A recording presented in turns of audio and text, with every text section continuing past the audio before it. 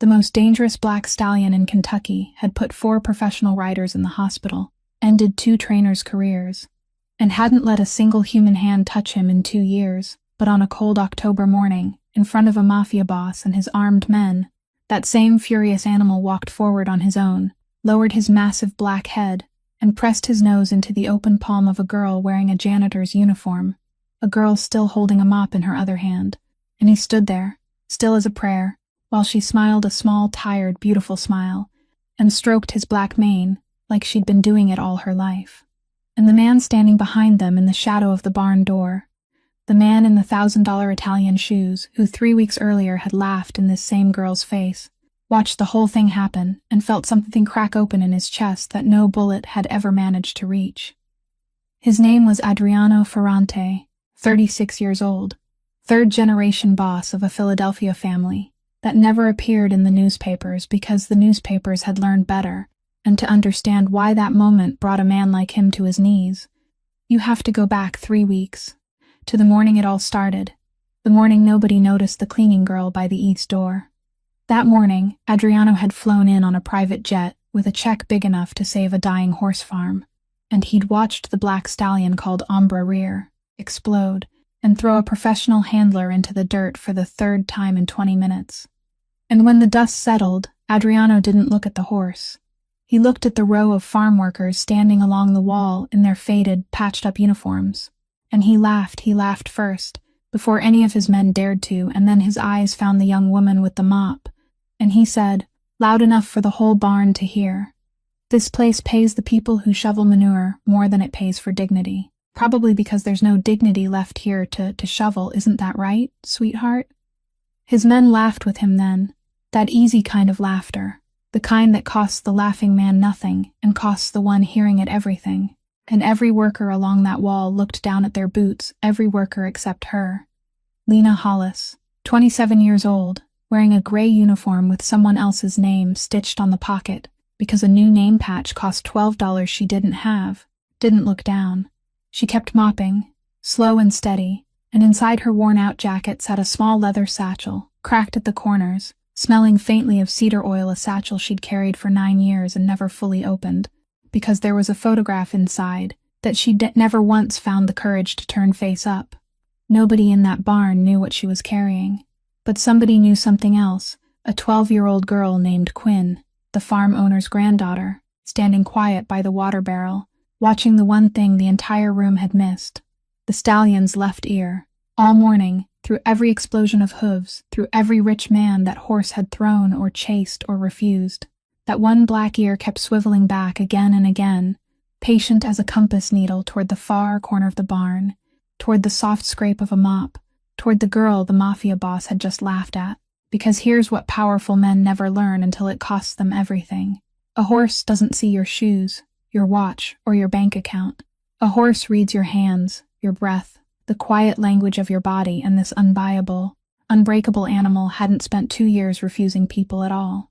He'd spent 2 years waiting for a cent he remembered, for the one persons in the world who carried the same silent grief he did, and she'd been mopping floors 30 feet away from him, never letting herself look at him, because looking meant remembering, and remembering meant facing what really happened to her father 9 years ago. A buried story that would drag a janitor and a Mafia boss into the same fire. Within 30 days, the man who laughed at her would put everything he owned on the line for her. His empire, his family's darkest secret, and the first real feeling he'd allowed himself in 20 years. If you love stories where the people everyone laughs at end up being the ones everyone remembers, hit that like button. It truly helps us tell more stories like this one. Share this with someone who's ever been judged by their uniform instead of their heart, and subscribe with the bell on, because what this horse knows will stay with you long after the video ends. Now, let's go back to that cold October morning in Kentucky, back to the laughter, back to the girl who didn't look down, and back to the moment a Mafia boss began to learn what money can't buy. Laughter was still hanging in the stable air when Everett Calloway stepped forward, and he stepped forward with the gait of a 68-year-old man, trying to keep his back straight beneath a weight no one else could see. He had heard every word of that sentence. He had heard the laughter that followed it too. and he did what men who are about to lose everything are forced to learn how to do. He swallowed it down, all of it, without so much as a wince, because the check in that guest's vest pocket weighed more than his pride, at least for the next 30 days. Mr. Ferrante, he said, his voice steady and low. Perhaps we should speak in the office. Adriano didn't answer at once. He looked down at the watch on his wrist, a small, slow gesture calculated to the second. The wordless language powerful men used to say that my time is worth more than your existence. 10 minutes, he said. I have a flight at noon.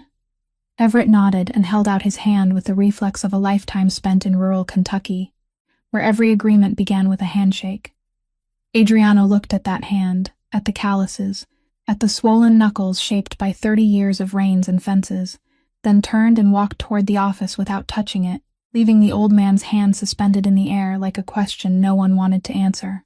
Only one man in Ferrante's entourage saw the whole moment and didn't laugh. Aldo Greco, 58 years old, broad-shouldered and silver-haired, stood back with the eyes of a man who had witnessed too much to find anything funny anymore.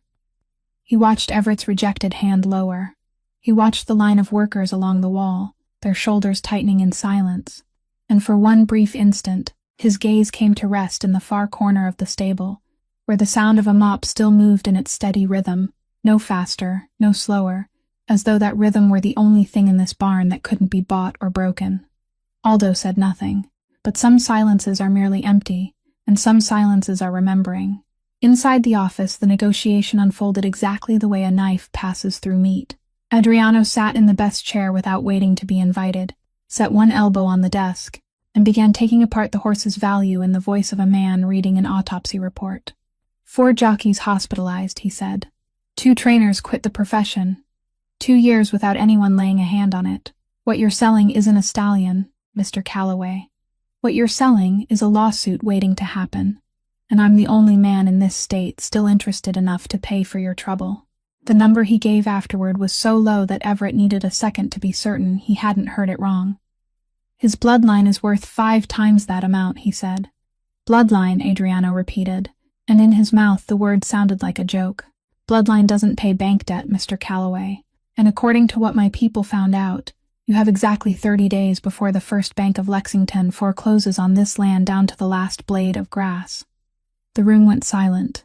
Everett sat very still, and that stillness spoke louder than any denial could have, because the 30 days were accurate, cruelly accurate, and both men knew that from this moment on, the negotiation was no longer a negotiation. It was a surrender with terms.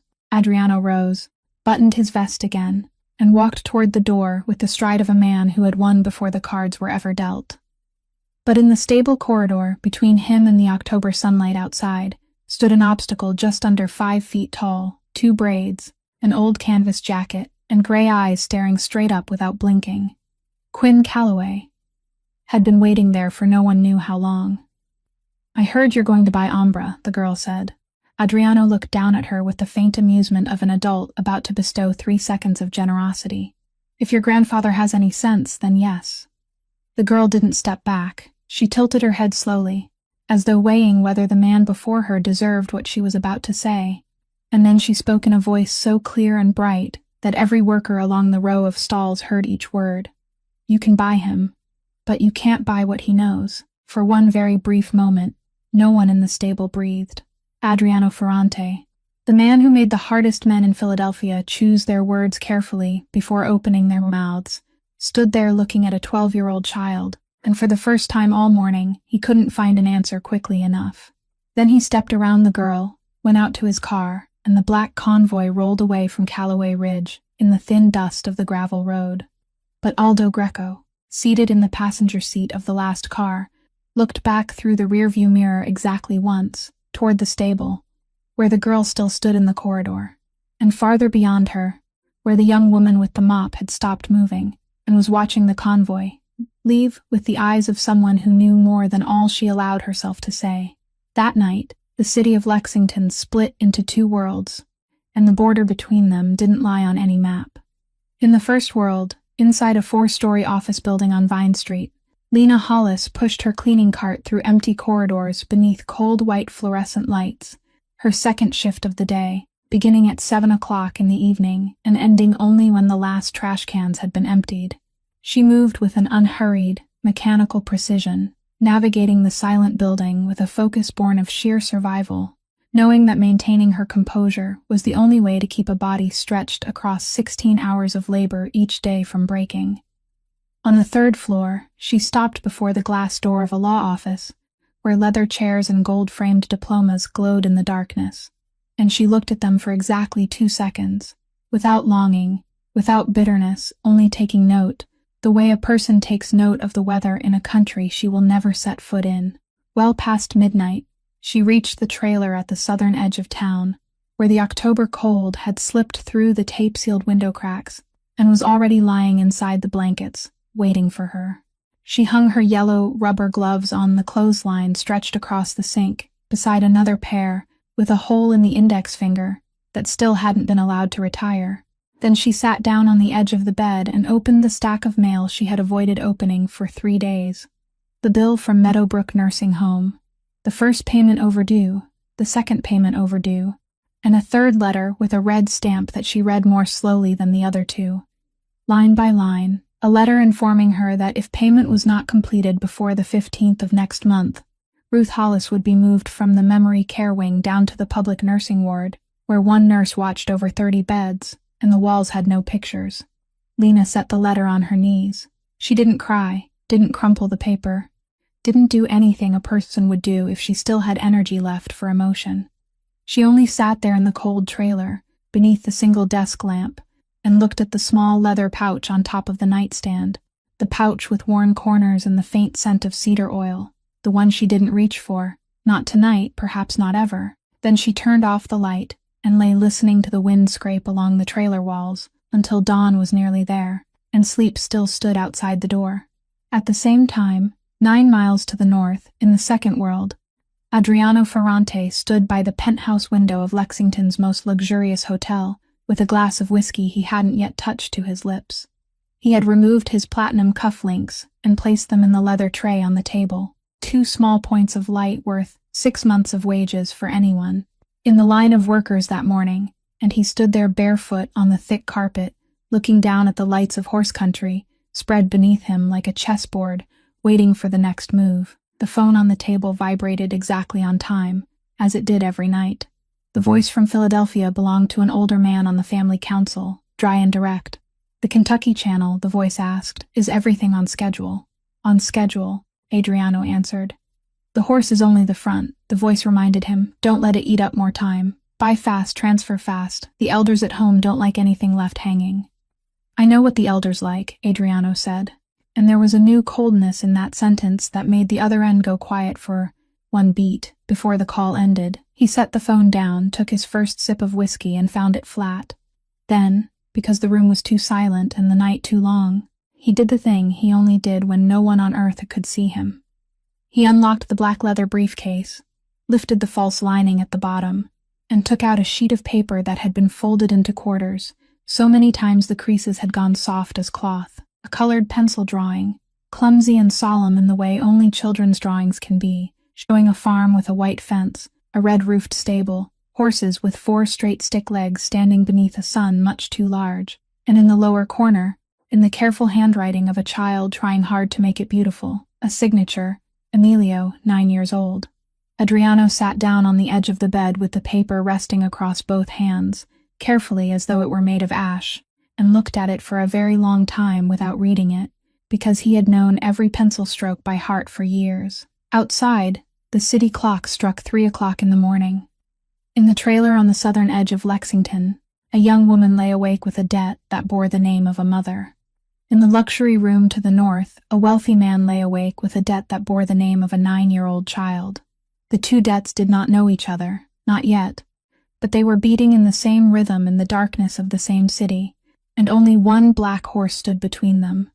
At 5 o'clock in the morning, Callaway Ridge was still sunk in the blue-gray darkness of the hour before dawn, and Lena Hollis was the first person to push open the stable's side door, as she did every day, because the early shift was the one nobody fought for, and being alone was the only luxury she could still afford. She switched on the row of low lights, hung her coat on the iron hook, and began the work in a sequence that had become part of her bones, sweeping the center aisle, filling water, pouring feed, But something was different this morning, because her feet slowed when she passed the last stall in the row, the stall she had taught herself for so many mornings to walk past without looking, and this time she stopped completely. Perhaps it was because the red stamped letter was still lying in her pocket like a cold coal. Perhaps it was because the sleepless night had worn away the last layer of her defenses. Or perhaps, simply, because the horse was already standing there, close to the bars, silent in the darkness as though he had been waiting for her since before she knew she was coming. Lena stood 3 steps from the iron bars. The black horse's breath stretched into the cold air in thin columns of smoke, slow and even, not the breathing of an animal that had thrown 4 men into the hospital, but the breathing of a very old kind of waiting. She took the first step. He didn't move back. She took the second step, and the great black muzzle tipped downward, nostrils widening, drawing in the air between them in one long, searching breath. And Lena knew what he was smelling, the scent of cedar oil that had soaked into the fabric of her coat for 9 years. From the leather pouch she carried with her, the way people carry a wound, her own breath caught somewhere beneath her breastbone. The third step.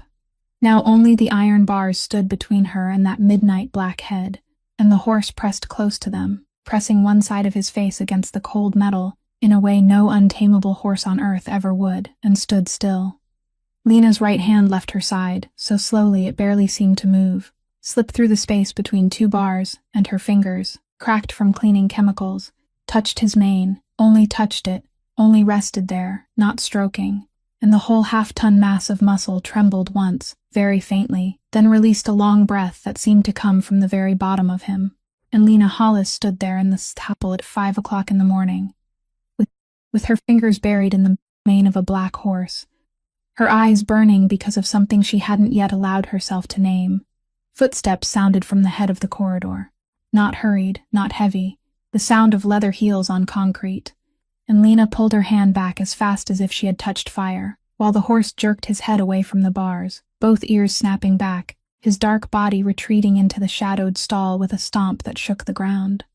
Adriano Ferrante stepped out of the hallway's darkness, in a black overcoat with the collar raised.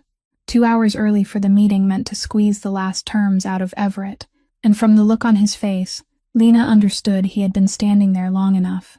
He stopped 5 steps from her, looking her over from head to toe, the gray uniform, the worn boots, the name tag that wasn't hers, then looked toward the stall where the horse was snorting in the dark corner, and something moved behind his eyes, not emotion, but numbers rearranging themselves. 2 years, he said, his voice cold, sharp, and entirely devoid of warmth. 2 years, and no one has been able to get within 10 feet of that animal. I've read the files, watched the footage, paid 3 of the best behavior specialists on the East Coast to tell me this horse is ruined. He tilted his head by the slightest degree. And yet he just pressed his face against the bars because of you. Lena didn't answer. She bent to lift the feed bucket as though this conversation did not exist, and that very calmness sharpened his voice by another notch. $5,000, he said. Cash, no paperwork, no one has to know. From now until the transfer day, you soften that animal enough for my people to load him onto the trailer without another hospital record. For someone mopping floors on 2 shifts a day, I believe $5,000 is a number that speaks. Lena straightened. She looked at him for the first time, directly, without flinching, her eyes shadowed from a sleepless night but steady as bedrock, and when she spoke, the sentence was so brief it was over before he could prepare himself. He isn't a safe to be cracked open. She lifted the feed bucket to her hip and walked past him, close enough that the hem of his overcoat stirred, and the sound of her boots faded toward the far end of the stable, steady, not a single step quicker than the last. Adriano Ferrante stood alone in the half-lit corridor, among the smell of straw and horses, with the $5,000 he had refused still untouched in his coat pocket, a feeling so unfamiliar that it took him several seconds to recognize it, and its name was rejection. He took out his phone, dialed a number, and when Aldo picked up on the other end, his order was only 4 words, clean as a knife cut. Look into her. Aldo Greco needed less than a day. He returned to Adriano's hotel room at dusk with a thin folder and the face of a man who had just finished reading a sad story, then set the papers on the table and spoke in the low, even voice of 40 years in the business. Lena Marie Hollis, 27 years old, born in Woodford County, Kentucky. Works 2 jobs, mornings at the horse farm, evenings cleaning offices on Vine Street. Lives alone in a rented trailer on the south edge of the city. No criminal record, no credit card debt, not even a parking ticket. Her mother is Ruth Hollis, 63 years old, dementia, currently at Meadowbrook, 2 payments overdue. Aldo paused for one beat, long enough for Adriano to lift his eyes from the folder, then he let the rest fall. And her father was Wade Hollis. The name dropped into the room and lay there. Adriano frowned, searched his memory, and found it in the place where people keep news that has nothing to do with them. An old scandal from the sports pages, 9 years ago.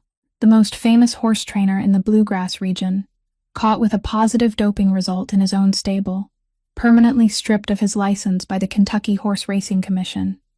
His farm foreclosed, and dead of a heart attack 6 months later. He remembered the name the way a man remembers the headline of an article he skimmed in an airport waiting room, nothing more, with nothing in it that belonged to him. Wade Hollis's daughter is mopping stable floors, Adriano said, almost to himself. And in his voice, there was only the professional curiosity of a man who had just found the missing variable in an equation. It isn't magic at all. The horse didn't gentle for some random cleaning woman. It gentled for a hand taught by the best man in this state. He tapped one finger on the folder twice, slowly, and the calculating machine behind his eyes shifted toward a new move. But 9 miles away, in the small office at Callaway Ridge, that name did not lie still so easily. Everett Callaway heard the news from Quinn's own mouth, the girl telling it as though she were telling some strange little story. That Mr. Ferrante's people had been asking the workers about Miss Lena today. About her father, too, Grandpa, that old horse trainer Hollis from years ago. And Everett had gone motionless in the middle of his granddaughter's sentence, like a man who had just heard footsteps on the lid of a grave. That evening, for the first time in many years, he locked the office door from the inside. He took from the lowest drawer a bottle of bourbon still 2/3 full, and a yellowed paper envelope, and he sat for a long time beneath the desk lamp, drinking in small swallows he could not taste, before his shaking hand drew from the envelope a photograph clipped from an old newspaper. A picture of a hearing room 9 years earlier. Rows of wooden benches, men in suits, Wade Hollis sitting at the table on the left, with the straight-backed posture of an innocent man. And in the witness row behind him, a face Everett Callaway knew better than any face in the world, because it was his own face, 9 years younger, looking down at his hands. He turned the photograph face down on the desk. Outside the window, the stable light still burned in yellow squares against the darkness. And Everett sat there with the bottle, not knowing what shape his fear had, only knowing that it had slept for 9 years, and someone had just knocked on the door. The next morning, Adriano Ferrante's new offer was placed on Everett's desk, in the voice of a man who was not used to being refused twice.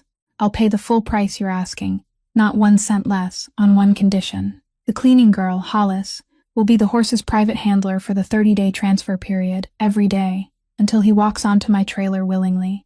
I'll pay her salary, 10 times what she's making now.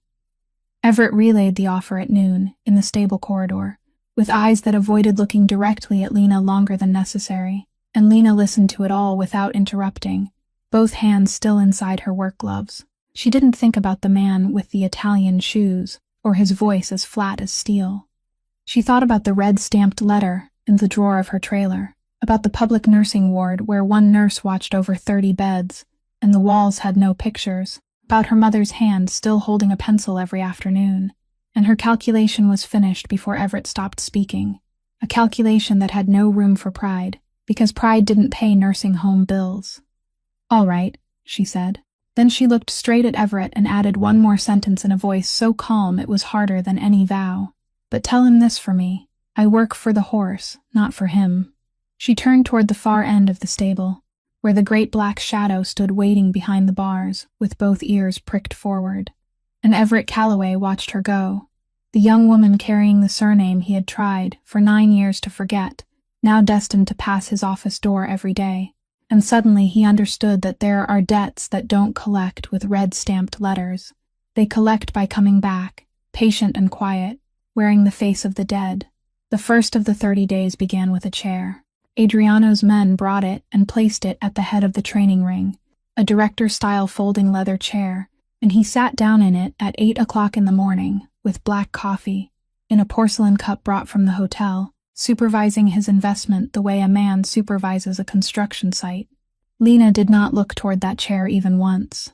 She worked with Ambra inside the round pen in the way her father's father had passed down, in a way none of the guards standing outside the fence could understand, which meant she almost did nothing at all, standing at the center of the ring with both shoulders relaxed, walking in a few slow circles, stepping back when the horse tightened and standing still when he softened, a wordless conversation that lasted for hours, and from the outside looked like a waste of time paid at 10 times the usual wage. By the third day, Ambra followed her around the pen without a lead rope. By the fourth day, he allowed her to lay the first saddle pad across his back in 2 years, and the whole farm held its breath waiting for the explosion. But the explosion did not come. It came only that afternoon, when a young bodyguard whose name no one bothered to remember decided the horse had become tame and stepped over the fence to take a close photograph. And in less than 2 seconds, half a ton of dark black muscle whipped around with both ears pinned flat to his skull, throwing a backward kick into the air exactly a handbreadth from the man's chest like a calculated warning, sending him sprawling into a mud puddle to the dry laughter of his own teammates. He was still a bomb, only now the bomb had chosen who held the pin. Adriano watched all of it from his chair, day after day, and his silence kept growing shorter until it turned into words. "You make me curious," he said on the 5th day, when Lena passed by to fetch water for the horse. "I've put a price on everything in my life, land, people, loyalty, silence too, and I always find the number. But what you do in that ring, I haven't found a number for it yet." Lena filled the bucket with water, in no hurry. "You put a price on everything," she said, not as a question. "Because everything has a price," he answered, with the voice of a man stating a law of physics. She lifted the bucket, walked past him, and let her answer fall over her shoulder the way a person drops a coin into a well. "No, everything has an owner, there's a difference."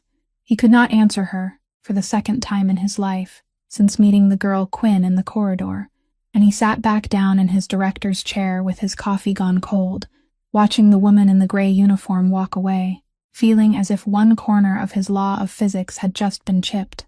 Meanwhile, Quinn Calloway had appointed herself an apprentice without asking anyone's permission. The girl appeared at the fence of the round pen every afternoon after school with a notebook, asking questions so precise that Lena had to turn and look at her. "Why did you step back right when he tilted his head? Why do you never look straight into his eyes for more than 3 seconds?" And Lena answered every question with the seriousness one reserves for a colleague, because she recognized in this 12-year-old girl the thing her father had once said could not be taught, the eye that sees the animal instead of seeing itself inside the animal. On Sunday afternoon, her only day off that week, Lena took 2 buses to Meadowbrook with a bunch of wild daisies picked from the roadside and the first overdue nursing home payment covered by her advance wages. Ruth sat by the west-facing window in her familiar armchair, her silver hair neatly brushed by someone, and when Lena sat down beside her, she turned with the polite smile she gave to strangers. "The nurse is so kind today," she said. "She even brought me flowers." Lena placed the wild daisies in the plastic cup on the sill, both hands steady, her voice unchanged. "Yes, Mom, they're the last flowers of the season," and she sat there for 2 hours being the kind nurse, listening to her mother talk about a husband who had gone to deliver a horse and would be home soon, cutting an apple into small pieces, and swallowing down for the 1,000th time the truth that the woman she loved most in the world was sitting 2 handspans away from her and also an ocean away. Before leaving, as she always did, she opened her mother's drawing pad to look through it. The nurses said Ruth drew every afternoon, as regularly as taking medicine, and the pad grew thicker week by week, horses in pencil, standing, grazing, turning their heads back. Lena turned the pages one by one, and on the 10th page her fingers stopped because she recognized something she had never noticed, or had never dared to notice. Every horse in that drawing pad had been colored black, fully black, carefully black, and on the forehead of each one, without a single exception, her mother had drawn the same small detail again and again in swirling strokes, a star-shaped hair whorl set directly between the eyes. Lena sat very still. Outside the west-facing window, the afternoon sun slanted across the drawing pad, and Ruth looked at her daughter with gentle, unfamiliar eyes and asked, "What's wrong, nurse? Your face has gone so white." "It's nothing, ma'am," Lena said, and closed the drawing pad with both hands suddenly ice cold, because she had just remembered that on Ambra's forehead, directly between his eyes, there was a star-shaped hair whorl she had touched every morning all week, and her mother had never seen that horse in her life. On the 8th night of the 30 days, a storm rolled down from the Appalachian Mountains into the Bluegrass Valley, with only 2 hours of warning from the weather report. The rain came at 9 o'clock in the evening, not as rain but as walls of water slashing sideways against the stable roof, and by 9:20, a broken tree limb had crashed into the power line on the north side of the farm, throwing all of Callaway Ridge into a thick, clotted darkness amid thunder that kept exploding like naval guns. Lena was still at the farm. She had stayed late to watch Ambra's slightly swollen left ankle, and Adriano was still there too. His car had not made it out of the gate before the fallen tree blocked the only gravel road leading to the highway, so when darkness and thunder turned the stable row into a collective panic, 20 horses thrashing in 20 stalls, screaming, kicking the walls, their eyes rolling white in the flashes of lightning, there were only 2 people standing in that corridor, one in a janitor's uniform and one in a Milan-tailored suit. Lena had no time to consider Manor's storm lanterns. She shouted over the rain, "Metal cabinet at the end of the hall. Bring them all here," and then she ran toward the first stall, where a mare was trying to leap over the mesh door, and Adriano Ferrante, the man who for 20 years had only given orders and never taken them, stood frozen in a rare moment of sheer disbelief. But a sudden crack of thunder snapped him back, then obeyed. They worked in the darkness like 2 gears that had never known they fit together. She moved down the stable row with the same low, steady voice she used with Ambra, laying her hand on each neck soaked with frightened sweat, while he followed behind, lighting each storm lantern, pulling shut shutters being torn by the wind, hauling sandbags to brace the base of the big doors. And when the last storm lantern flickered as if it might die, because wind was pushing through a crack in the wall, and there was no dry rag within reach, he stripped the $1,000 vest from his body, rolled it up, and wedged it around the base of the lantern to shield the flame, without stopping for even half a beat to regret it. The yellow fire steadied again and shone over his hands, which by then were muddy up to the cuffs of his shirt. The first time in 20 years those hands had been marked by the mud of work, instead of the dirt of transactions. Well past midnight the horses settled.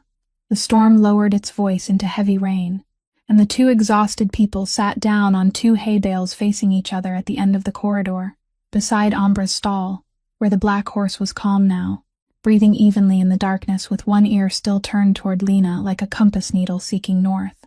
The storm lantern set between them cast light over 2 wet, mud-smeared faces, erasing for a few short hours the distance between a gray uniform and a white shirt, and in the silence where there was only rain and the breathing of horses, Adriano Ferrante suddenly spoke, not looking at her, his eyes fixed on the small flame behind the lantern glass. "I used to know someone who would have liked tonight," he said. "It sounds absurd, who could like a night like this, but he would have. He would have said this is when horses need people most, and people need horses most too, they just don't know it."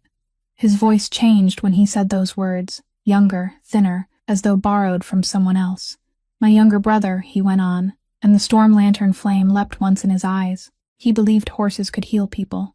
Truly believed it, with his whole body, believed it in the kind of way my family thought was. He stopped.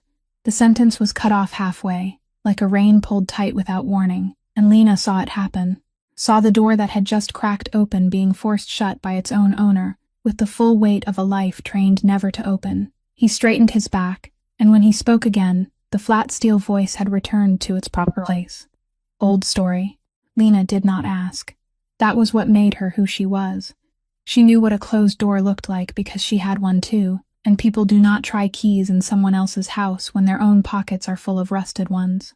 But in the moment when she leaned forward to turn up the fading lantern, and he bent down, at the same time with the same thought, their faces were suddenly closer than any rule allowed, close enough for her to see the dried mud along his jaw, and for him to see the dark circles beneath her eyes, and for 2.5 seconds as long as a season. Neither one of them moved, the small flame burning between their faces, the rain on the roof, the warmth of the horses breathing evenly in the dark. Then they both drew back at the same time, neither before the other, she turning away to adjust the lantern, he rising to brush straw from his trousers, and that moment was set down gently by both of them, not yet broken, not yet formed, like a card lying face down. Near dawn, the power crew arrived. The tree was dragged off the road, and Aldo Greco drove in to collect his boss, while the sky was still gray. He saw Adriano step out of the stable in a white shirt turned brown, sleeves rolled to the elbows, hair wet and clinging from the rain, the $1,000 vest slung over one shoulder and carrying the smell of lamp oil and wet straw, and behind him, at the end of the corridor, the cleaning girl was pouring morning feed for the black horse, as though it were an ordinary day. Aldo said nothing. He opened the car door as he always did, but as he circled around the front of the car toward the driver's seat, the 58-year-old man who had passed through every kind of darkness the Ferrante family possessed, allowed himself one thing he had not allowed in 3 years, a smile, small, hidden in the collar of his overcoat, the smile of a man who had just seen rain begin to fall on a field that had been burning for a long time. After the night of the storm, Lena reached the trailer close to 11 o'clock the next night, and on the doorstep, held down beneath a stone so it wouldn't blow away, there was a brown paper envelope with no sender's name on it. Inside were several photocopied pages from the horse registry at Callaway Ridge. Dry-typed columns about the origin of each horse, and one of those pages had been marked with a purple pencil, the same pencil she had seen tucked behind Quinn Calloway's ear all week. The girl said nothing, claimed nothing, simply laid the truth down on the doorstep the way someone leaves a gift that asks for no thanks.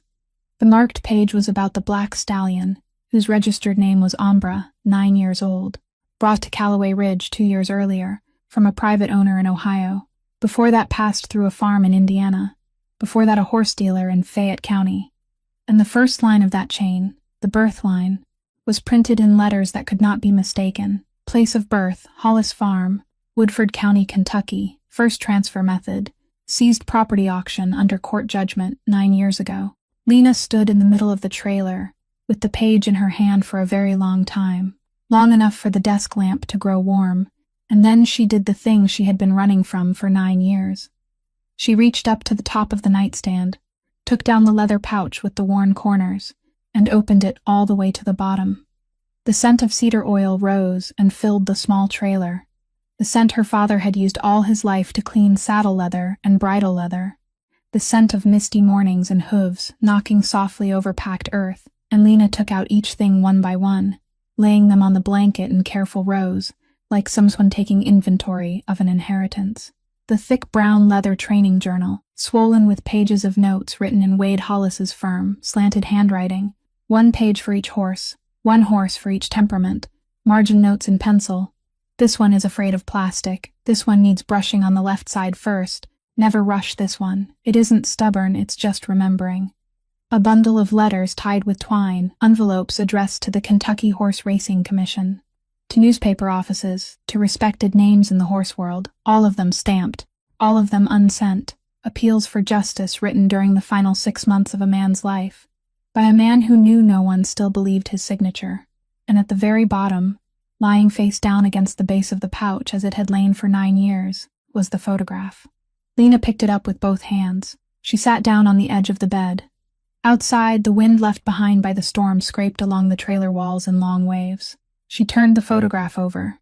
Her father stood in an autumn pasture, thinner than she remembered, smiling that squint-eyed smile whose shape she had forgotten, one hand resting on the neck of a black foal about 6 months old, all long legs and awkward bones, standing pressed close to him with the absolute trust of a living creature that had never yet been betrayed, and on the foal's forehead, directly between the eyes, clear enough that she didn't need to narrow her eyes to see it, was a star-shaped hair whorl. Lena's hands began to tremble.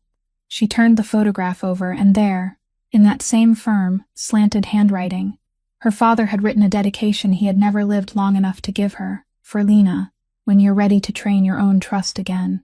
The date beneath the line was 1 week before the day 3 police cars turned onto the dirt road of Hollis Farm. Every loose piece of the past week collapsed into place all at once. The horses colored solid black in her mother's drawing pad with the star whorl between their eyes, drawn again and again every afternoon by a hand that had forgotten her daughter's face, but had not forgotten the last foal in her own stable.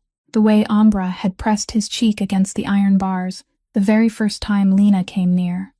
The way that Black Ear had followed the sound of her mop all through that fateful morning, the scent of cedar oil soaked for 9 years into the fabric of her coat, and the photocopied page with the line that said place of birth, Hollis Farm.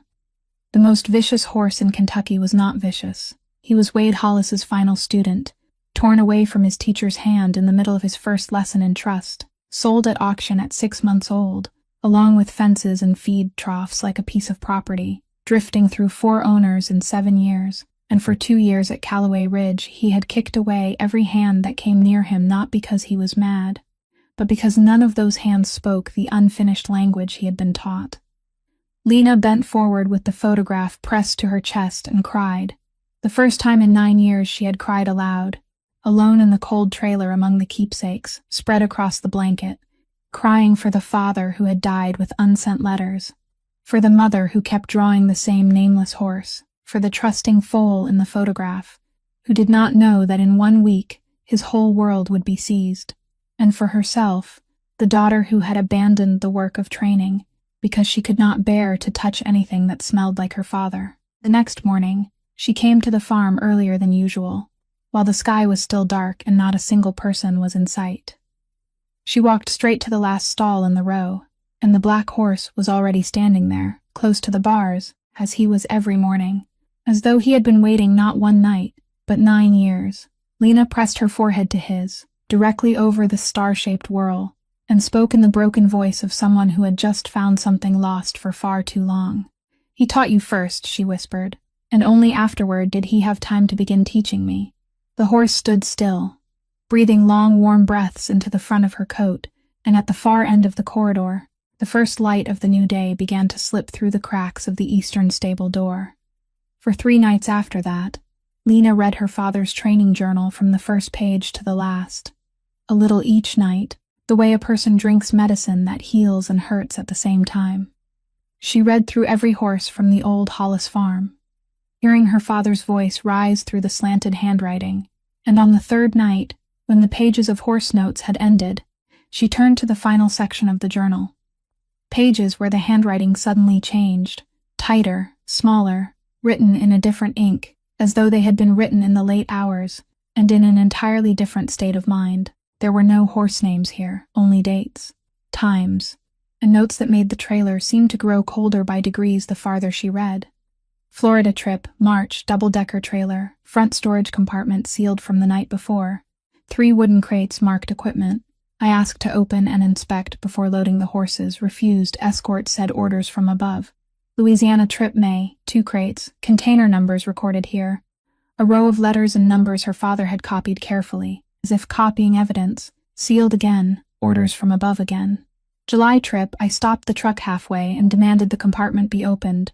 Driver called someone. 20 minutes later, another car arrived and pulled in close. I kept driving, came home and couldn't sleep. And then the last lines written close together, the letters leaning forward as if the writer were racing against something. I asked directly. The answer was don't ask. I said I would report it to the commission if the next trip had strange crates again. 3 days later, someone came to the farm, very polite. Southern voice, mentioned Lena's name, mentioned her school, only mentioned it, then smiled, then left. The next line held only 4 characters and a question mark, WP. Written large, darkened until it had bitten into the paper, circled twice. And the final line in the whole journal, dated 11 days before the positive doping sample appeared in the Hollis stables, was written in a hand that had grown calm again, strangely calm, like the hand of a man who had seen his opponent's next move. If anything happens to me, it didn't begin with a vial of medicine, it began with the wooden crates. Lena sat motionless for a long time. She did not cry this time.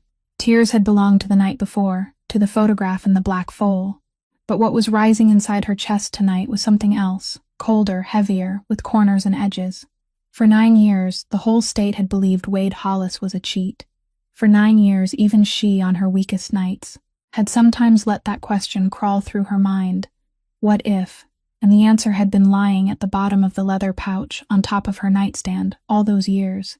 Inside pages she had been too afraid to open because she was too afraid to remember. Her father had not had anything to do with doping. Her father had been a horse hauler who had seen what he wasn't supposed to see, asked questions he wasn't supposed to ask, and been silenced in the only way that could make a horse trainer stay quiet forever, without a gun. They didn't kill him. They killed his signature. On Saturday morning, Lena took the journal into town. She chose the small copy shop on Main Street, the quiet self-service kind, and she stood beside the old copier for 20 minutes, copying each page of the final notes. 2 sets, one set she mailed to herself the way her father had once taught her, because a postmark was a timestamp no one could argue with, and one set she had sealed in thin plastic and hid beneath the lining in the bottom of her tool bucket at the farm. She did all of it alone, told no one, not Quinn, not Everett, and certainly not the man with the director's chair at the head of the training ring, because the final lesson in her father's journal had taught her that, in this part of the country, questions about wooden crates were answered with polite visits. She did not notice, and could not have noticed, that the nervous, low-wage clerk behind the counter had been watching her suspiciously, noting the old leather journal and the prominent names on the pages. The clerk, whose heavy gambling debts were quietly owned by one of Boyd Latham's local loan sharks, lost no time in slipping a phone out of his pocket the moment she walked out the door. 2 nights later, at 1 o'clock in the morning, in the small room above the tax storage at Callaway Ridge, Boyd Latham, the 45-year-old stable manager, 11 years on wages and 11 years in debts that would never be fully paid, sat on the edge of his bed with a prepaid phone pressed to his ear, the kind bought with cash at a gas station and thrown away after 3 calls. He spoke briefly, his voice low, his eyes never leaving the strip of light beneath the door. "The Hollis girl is digging up old business," he said. She copied a journal in town on Saturday, leather cover, old paper, all dates and serial numbers. Silence held for a long time on the other end of the line, the kind of silence with weight, and then a voice spoke, a man's southern voice, dripping with a calculated warmth, a low and syrupy drawl that could either praise a champion stallion or calmly dictate a death sentence, and that voice said only one sentence. "Tell me how much that girl resembles her father." He arrived on a beautiful Tuesday morning in a gleaming cream-colored vintage car that looked as though it had just rolled straight out of a 1960s catalog. And when he stepped out, all of Callaway Ridge seemed to have its light adjusted around him. The flawless ivory-tailored suit, the straw fedora held loosely in one hand, his silver hair neatly brushed back, and a broad southern smile spreading across his face before he even had time to offer the hand wearing a gold ring engraved with a family crest. "Whitfield Prescott." He introduced himself to Everett in a voice smooth, slow, rounded like aged bourbon poured over ice. "My friends all call me Whit, and I truly hope you will too, Mr. Callaway, because I've come here with the goodwill of a friend." In the bluegrass bloodstock world, the name Whitfield Prescott didn't need an introduction. 3 generations of bloodstock agents, an honorary member of every club with iron gates and 100-year-old oak trees. The man who had brokered the largest stallion deals on the East Coast for 3 decades. And Everett Callaway received him with the bewilderment of a small farm owner who suddenly found royalty standing on his doorstep. Prescott didn't circle the subject for more than 5 minutes. He represented a discreet investment fund, he said, people who truly loved horses but didn't care for the spotlight, and that fund had taken an interest in Mr. Callaway's black stallion. Then he named the figure. Everett had to set his coffee cup down to make sure his hand wouldn't tremble, because that figure was double, exactly double, the amount Adriano Ferrante had finalized after those merciless rounds of pressure and bargaining, and Prescott let the number fall lightly, the way a man drops a sugar cube into tea, accompanied by a smile. "Funds transferred within 72 hours. Sir, my fund isn't in the habit of waiting." The news traveled down to the stable before lunch, and Adriano Ferrante appeared on the porch of the farm office, while the cream-colored car was still parked in the yard. The 2 men came face to face on the gravel path, one in an ivory suit, one in a black overcoat, and the duel unfolded exactly as it does between 2 predators trained in different schools. Not a single roar, only courtesy sharpened into a knife. "Mr. Ferrante." "What a pleasure," Prescott said with a slight dip of his head. "I've followed your family's business for quite some time. A very long time, in fact. Philadelphia men have always done business so." He paused just long enough, decisively. Adriano looked at him with eyes that neither gave nor received. "And I only heard your name this morning," he said. Probably because I don't read the society pages much." Prescott laughed loudly, easily, full of warmth. Oh, the society pages are dreadful, nothing but weddings and horses, he said, waving the fedora lightly. But you know, men of my world live long because we remember everything. Old matters in Philadelphia, for instance.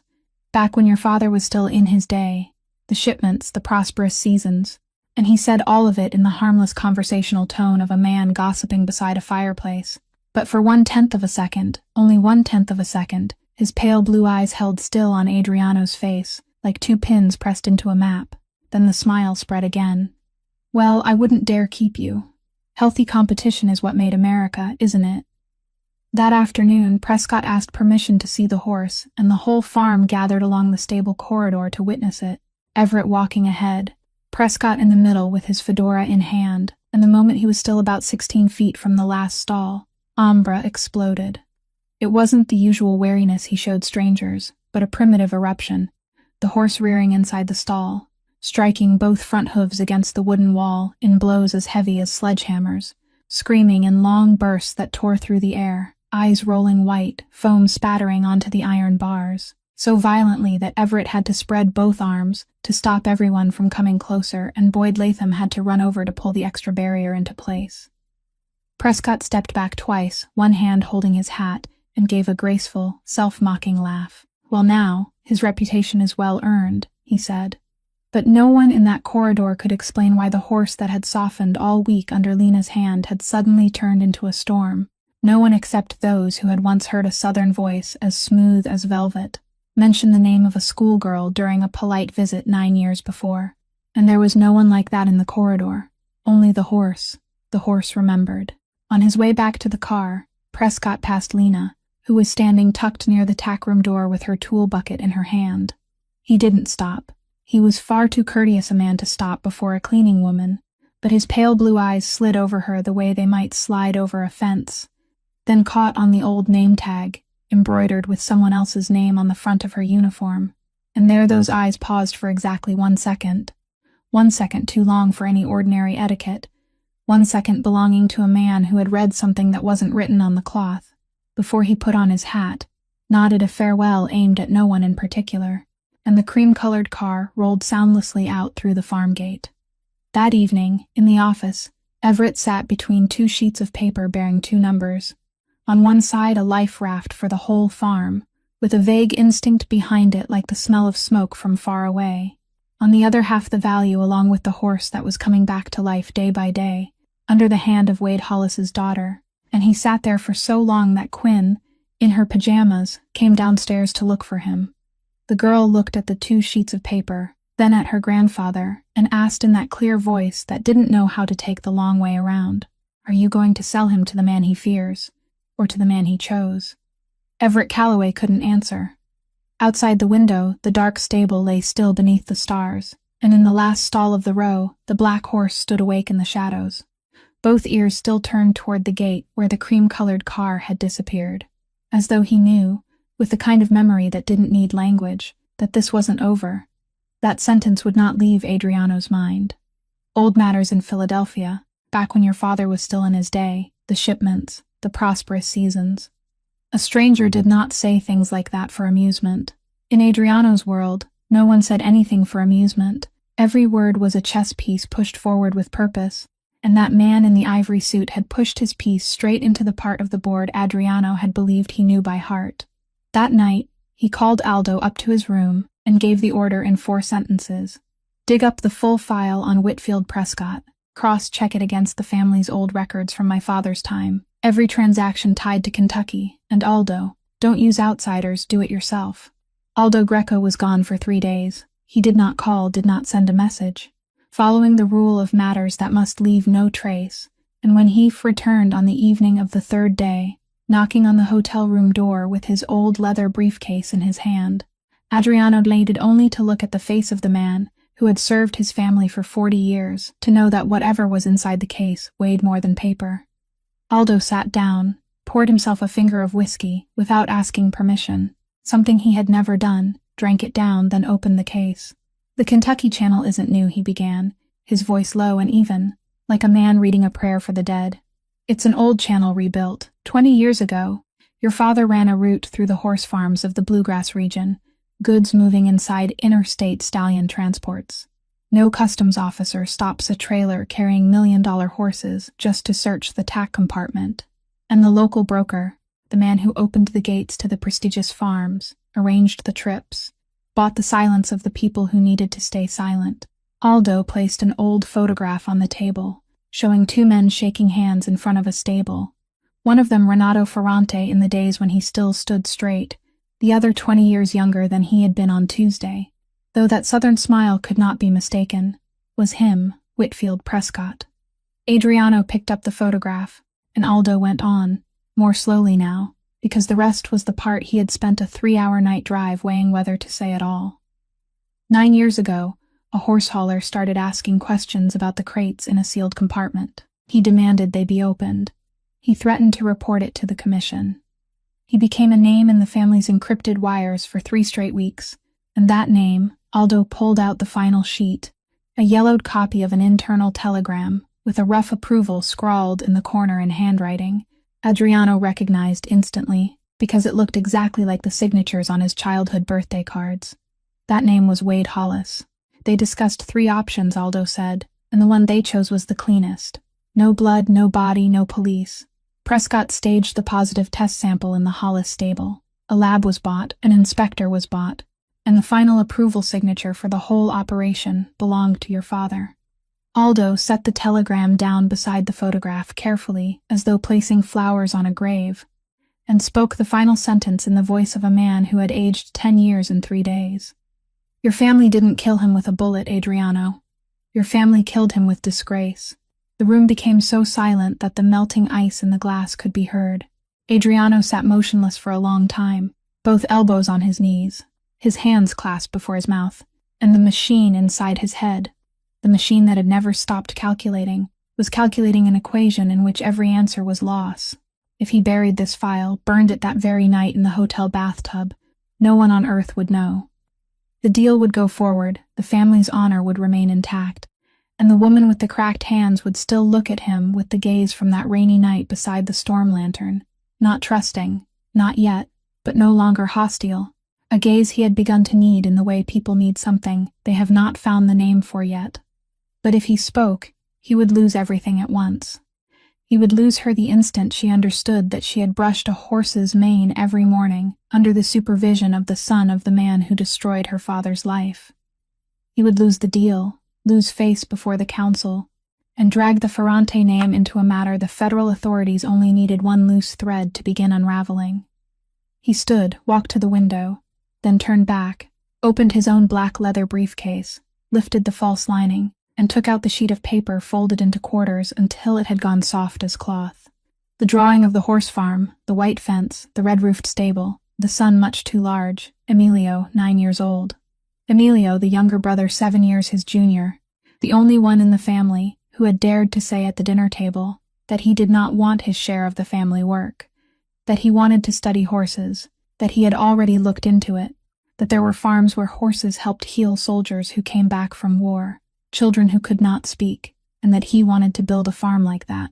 The whole table had laughed it off except one person. Adriano had not laughed. Adriano had told him, "Let me handle the dirty part, you just keep your hands clean." Then 3 years ago, on an April evening, the car that was supposed to take Adriano away from the restaurant had taken Emilio instead, because Adriano had stayed behind to sign one last agreement, and the men waiting on the corner had not waited to see the face inside. There was no blood in Adriano's memory. His memory was clean and cold as a morgue. There was only the sound of the telephone ringing at 10:40 that night, and the empty 11 seconds before the caller could make himself speak. That bullet had my name on it. He'd said that sentence only once at the funeral to Aldo. It only read the wrong address. And Emilio, in the final weeks, during their biggest argument, and the last one they would ever have, had thrown a sentence in his brother's face, without knowing it would become his last word to him. "You're not cruel, Adriano. You've just never been allowed to try being decent." Adriano Ferrante stood in the middle of the luxury room, with the drawing from his dead brother in his left hand and the file on his dead father's crime lying on the table. The lights of Lexington burning gold beneath the window, and for the first time in his life, the man who had never hesitated did not know who he would be in the morning. He decided nothing that night.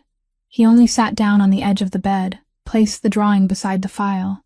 2 inheritances from 2 Ferrante men, one who had left him the chair, one who had left him the question, and he sat like that until the window turned gray.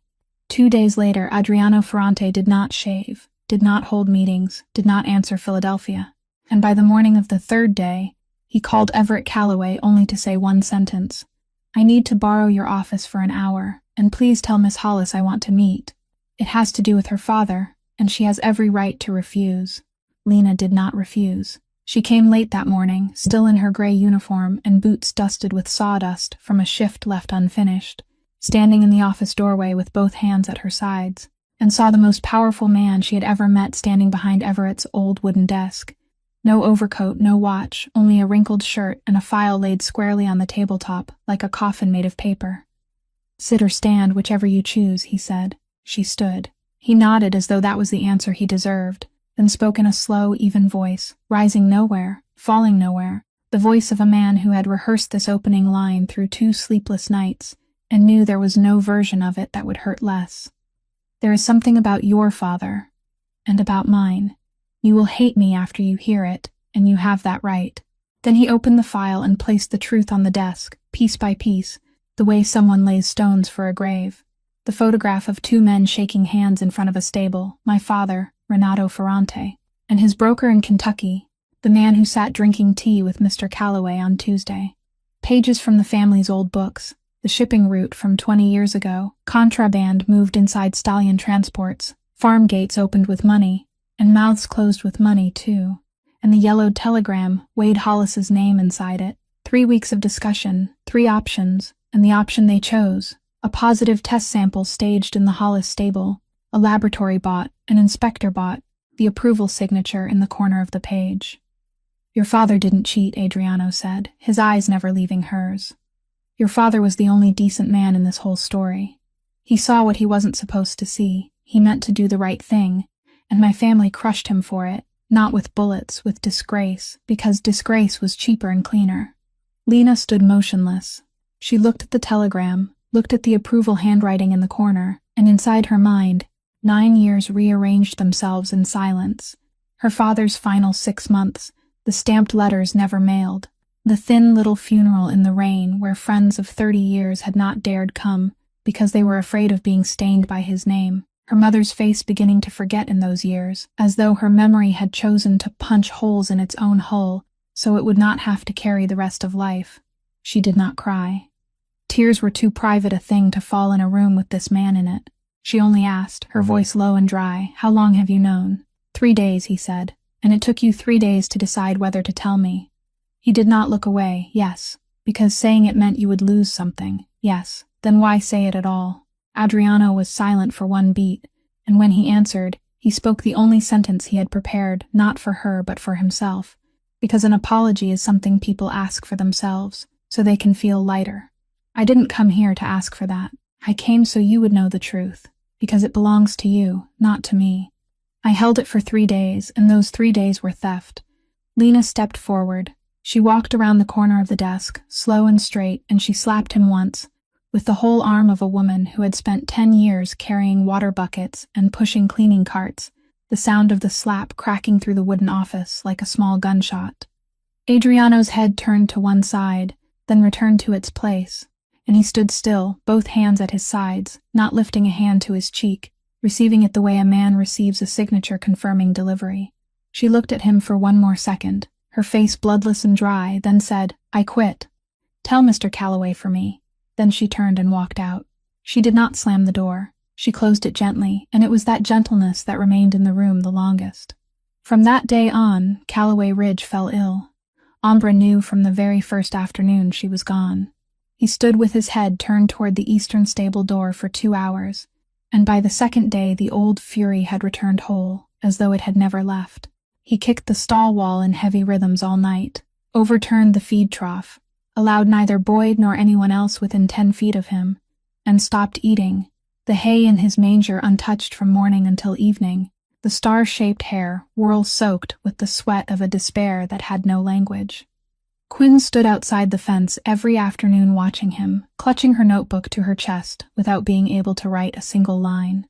And Everett Calloway witnessed it all from the office window.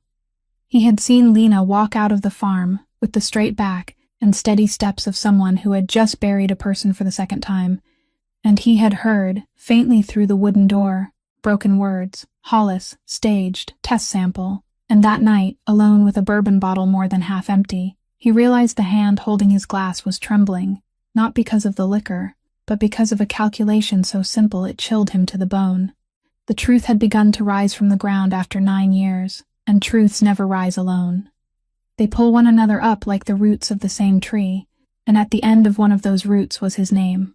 News that Lena Hollis had quit, and the horse had turned savage again, reached Whitfield Prescott faster than a weather report, and in the cherry-paneled study overlooking his oak garden, the Southern gentleman sat gently swirling his bourbon glass, listening to Boyd Latham's report through the prepaid phone, then smiled to himself, because he had just realized the board had rearranged itself in a direction more beautiful than any move he could have calculated.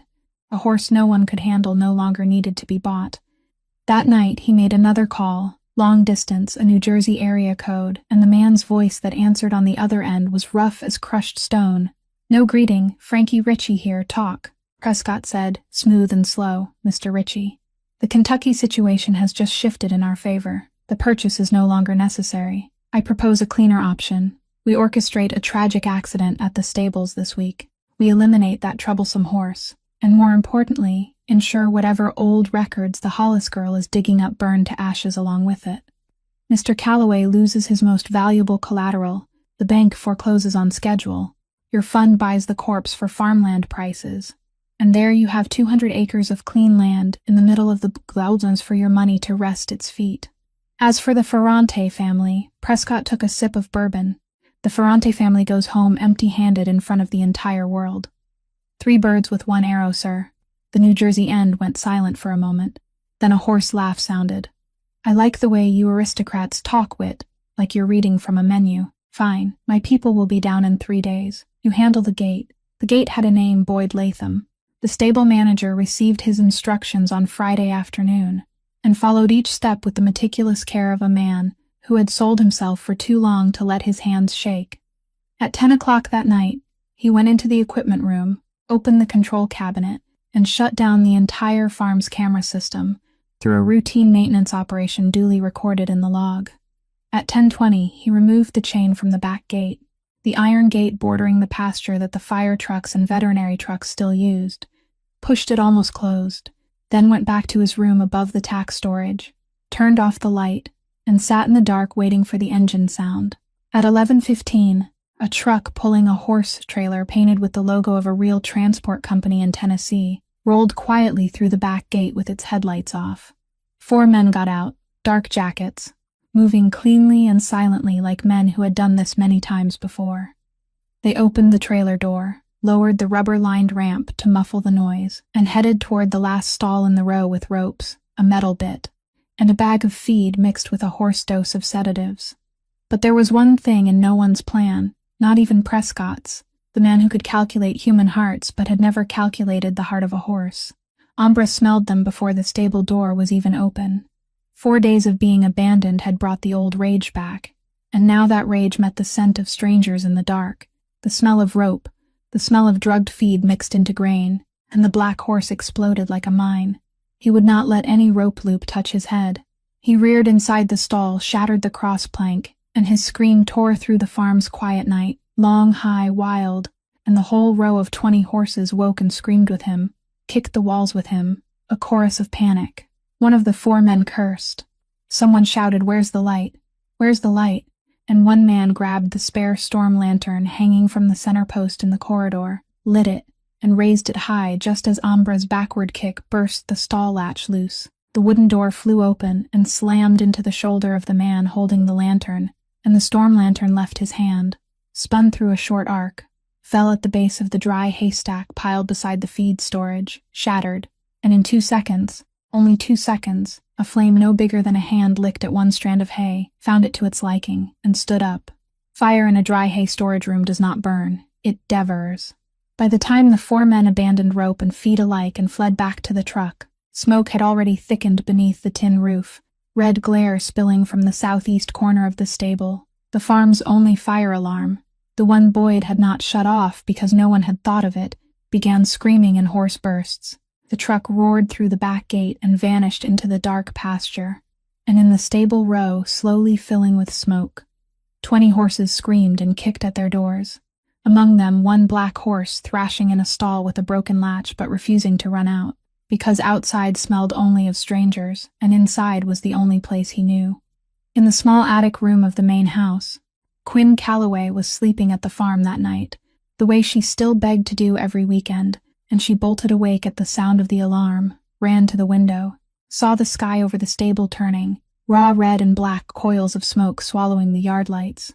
She heard her grandfather shouting downstairs, footsteps running, someone calling 911, and in that panic, the 12-year-old child did the clearest-headed thing anyone did that night. She snatched up the phone, did not call the fire department because her grandfather was already calling, and dialed the only number she knew by heart besides family numbers, the number she had asked for during that first week standing at the round pen fence, with her notebook clutched in her hands, and 9 miles away, in the pitch-dark trailer on the southern edge of Lexington, where a woman lay awake for the 4th night in a row among her father's keepsakes, the phone began to ring, sharp, urgent, tearing the darkness in two. Lena didn't remember what she had put on. Only Quinn's choked voice on the phone. Fire, Lena, the stable's on fire. Ambra's still in there. And 11 minutes later, her old pickup was skidding across the gravel yard of Calloway Ridge into a scene like a small apocalypse. Headlights bleeding through the smoke. Workers from the outbuildings running back and forth with buckets and garden hoses. Everett standing without a coat and shouting himself hoarse as he directed people to release the horses from the western row into the round pen, while in the southeast corner, where the hay storage joined the main stable row, the fire had already eaten through the tin roof, spraying red tongues up into the night sky. She jumped down from the truck in the same wrinkled gray janitor's uniform she'd worn for 4 days without caring enough to change, and amid all the sirens, shouts, and crackling pops of burning wood, her ears locked onto one sound only, Ambra's scream from deep inside the smoke-choked corridor, no longer the wild scream of rage, but something higher, thinner, the cry of a living creature calling out. Someone grabbed her shoulder as she rushed toward the east door, an old worker yelling in her face, "Are you crazy? It's going to collapse." But Lena pulled free with the strangely calm motion of a woman who'd already made her decision before she arrived. She snatched up a wet towel someone had dropped beside the hose, pressed it over her nose and mouth, and walked into the smoke. Inside, the world shrank to about 16 feet of gray, clouded sight, heat pressing down from the roof like a hand, and Lena moved along the corridor by the memory of hundreds of mornings. 12 steps past the tack room, turn left, one hand feeling along the iron bars, her mouth beginning to speak the moment her feet began to move, low, steady, slow, the voice of 5 o'clock in the morning, of feed buckets and the sound of a broom. I'm here. And at the end of the corridor, inside the stall whose latch had burst loose, she saw him, that enormous black mass turning and thrashing in the smoke, sweat shining over him, eyes rolling white, and when her small gray shape appeared in the doorway, the horse froze halfway through a turn, his nostrils flaring wide, drawing in the air, searching, finding, the scent of cedar oil cutting through the smoke, and he stood still. Lena held no rope, no whip, nothing at all. She did the only thing she'd done since the very first morning. She held out her open palm in the burning corridor and waited. 1 second. 2 seconds. The tin roof over the hay storage sagged with a shriek like an animal, and then the most vicious black horse in Kentucky stepped toward her through the billowing smoke. He lowered his massive head and pressed his muzzle firmly into her open palm, anchoring himself to her presence amidst the roaring flames. Lena pressed her forehead to the soaked, star-shaped whirl for only one breath, then said, "Come with me," and turned her back and walked, not gripping his mane, not pulling, only walking. And that half-ton of muscle followed her through the smoke-filled corridor, 1 step at a time, his muzzle just barely touching her shoulder like a compass needle touching glass, past the tack room, through the final 12 steps, out into the cold air and the flashing lights, amid the stunned cries breaking from the crowd that neither she nor the horse seemed to hear. At the same time, by the back gate, an ambush unfolded so cleanly that almost no one in the yard knew it was happening. The truck, falsely marked with the Tennessee Trottornt Company's logo, hadn't made it more than 2 miles down the field road because Adriano Ferrante, the man who'd spent 3 days tormenting himself across an entire hotel floor, had received Aldo's call about the farm fire while still awake, and the machine inside him, the machine that had never needed more than 5 seconds to give an order, had returned to full power. 2 of his cars blocked the truck from the front and the back on the narrow dirt road, their headlights switching on all at once, and the 4 New Jersey men stepped out with their hands raised to shoulder height before an overwhelming ring of men and gun muzzles aimed low toward the ground, exactly Ferrante style, not one shot fired, only absolute numbers and Aldo Greco's voice, calm as a public notice. "Gentlemen, get down on your knees before you get tired."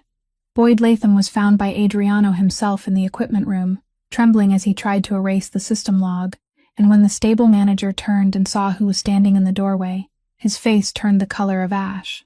Adriano looked at him for a long time, then said to 2 of his men in a voice no louder than conversation, "Tie him up." The police like their gifts wrapped.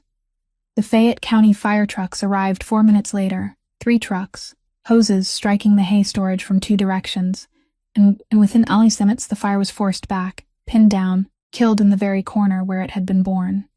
The hay storage and the 2 empty end stalls were reduced to charcoal, but the main stable row stood. Not a single horse died, not a single human being had to be taken away in an ambulance, and when all the loud sounds had withdrawn, leaving only the drip of water from the roof and the distant crackle of radios, the yard of Callaway Ridge sank into the exhausted silence as of a battlefield after the fighting. Lena stood in the middle of the yard with Ambra beside her. Soot streaked down her cheek, her hand still resting lightly on the neck of the horse, who was breathing hard but calm. And at the far end of the yard, 30 paces away, Adriano Ferrante stood beside his car, his shirt stained with smoke, watching her. He'd seen it all. From the moment that small gray figure walked empty-handed into the burning corridor and came out with half a ton of obedient fury behind her shoulder, and the man who'd spent his whole life measuring power by the fear he could plant in others stood there among the ashes and understood, late and completely, what real power looked like. It didn't force anything to kneel. It held out a hand and was followed. Lena looked up. Their eyes met across 30 paces of yard filled with puddles reflecting the fire truck's lights. No one stepped closer, no one nodded, no one spoke. Only one look lasted for the length of one breath from the horse. Then she turned away, leading Ambra toward the western round pen, where Quinn was waiting with a horse blanket clutched in her arms, and Adriano remained standing alone in the yard, among the smell of wet smoke and the red and blue lights, with the feeling of a man who'd just been shown something that all the money of 3 for Ferrante generations combined couldn't buy. Boyd Latham broke on the very first night in the Fayette County Police interrogation room, broke fast and broke to pieces, the way every middleman does when the price of loyalty is suddenly posted as 5 federal charges. He confessed to everything, the prepaid phone, the instructions, shutting off the cameras and opening the back gate, the 4 New Jersey men sitting in the next holding cell, and both names at the 2 ends of the string, Frankie Ricci, the man who paid, and Whitfield Prescott, the man who directed it. But by morning, when the lawyer Adriano had quietly hired for Callaway Farm sat reading through the statement, he tapped one finger on the table and said the thing everyone in the profession could see at once. Boyd's testimony against Ricci was solid. There was a vehicle, there were men, there were money transfers, but against Prescott it was thin as cigarette paper. All of it was only calls to a dead prepaid number, a southern voice any second-rate defense lawyer could rip apart in 10 minutes. No signature, no money trail, no fingerprints. The man in the ivory suit had spent 30 years in this world without leaving so much as an ink stain, and without something more. Prescott would attend his club's autumn party right on schedule, suitably saddened by the terrible news that wicked men had taken advantage of his good name. Adriano heard that report in his hotel room at 10 o'clock in the morning, and the old machine inside him, the machine assembled by 3 generations of Ferrantes, offered the old solution before he could stop it, one call, just one, to a phone number in Newark that the Ferrante family kept for rare occasions, and Whitfield Prescott would vanish from the earth as smoothly as he had lived on it. No trace, no trial, no risk. Philadelphia justice, quick, clean, permanent. He had already picked up the phone, and Aldo Greco, who had stood by the window through the whole report, who in 40 years had never once stepped between his boss and an order, walked over and placed his hand on the tabletop, not on the phone, only on the table beside it. But the gravity in the room changed. "You're going to call Newark," he said, not as a question. Adriano did not answer. Aldo looked at him with the eyes that had been watching him, since he was still too small to reach a saddle without standing on tiptoe, and for the first time in 40 years, he challenged an order before it had been given. "You kill him. You bury the only chance of clearing that girl's father," he said slowly, each word set down like paving stone. "Dead bodies can't testify in court, Adriano. Dead bodies don't name the laboratory that took the money, the inspector who signed the false report, and Wade Hollis's name will stay in the mud for another 9 years, another 90 years, forever, just so the Ferrant family can have one neat revenge." He straightened. "If you want to be like your father, make the call. If you want to be like your brother, find another way." The room stayed silent for a long time. Adriano set the phone face down on the table, and over the next 2 days the man used to giving orders that took 5 seconds began a task slower, messier, and more dangerous than any gang war he had ever survived, the work of doing the right thing inside a system with laws. He flew back to Philadelphia to meet the family's chief lawyer, a sly old fox who had taken early retirement named Castellani, a man who now handled only Ferrante matters, and placed everything on his desk: the photocopy of Wade Hollis's journal, with container numbers and dates, the old file Aldo had dug up, the photograph of Renato shaking Prescott's hand, the telegram with the approval signature, and Boyd's testimony, then said, "I want all of this delivered to the FBI's Louisville office, and the Kentucky Horse Racing Commission through official channels, through you, as counsel for a cooperating source, and I understand what that means." Castellani took off his glasses, wiped them, put them back on, and said, "What it means is that you're personally handing over evidence of a contraband transport route your family ran 20 years ago. The statute of limitations has expired on most of the criminal charges, but not on the press, not on your partners, not on the old men in Philadelphia who still meet every month. You're setting fire to the very chair you sit in. Do you understand that yet?" "I understand," Adriano said. "Do it." The call from Philadelphia came that very night exactly as predicted. The voice of the older man on the council no longer dry but hissing over the line. "You've lost your mind, Adriano. You're digging up your father's grave in the middle of the marketplace. The Kentucky Channel is closed forever. The partners are asking whether we can still keep our own mouths shut. The council demands that you withdraw the file before it leaves the lawyer's desk."